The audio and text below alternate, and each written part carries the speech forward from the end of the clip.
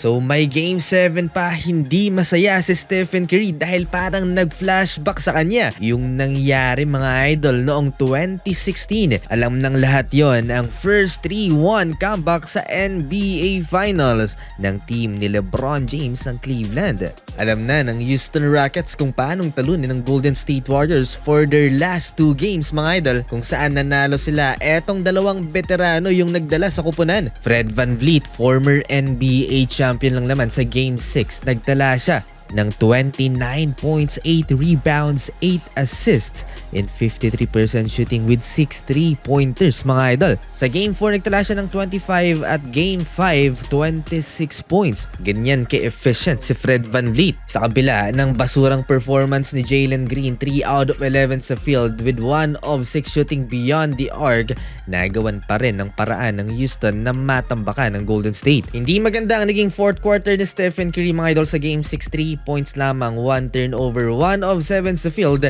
at 1 of 5 shooting beyond the arc. Negative din ng kanyang plus or minus. Huling kupunan na nakambak ang 3-1 series ay ang Denver Nuggets noong 2020 Western Conference Semifinals kontra sa Los Angeles Clippers. Ginawa nila yan back-to-back mga idol dahil nakambak din nila 3-1 ang Utah Jazz sa first round ng 2020 NBA Playoffs din. Maiintindihan mo pa tong comeback ng Nuggets dahil no spectators sa bubble. Pero yung 2016 NBA Finals talaga yung pinakasikat na nangyari sa kasaysayan.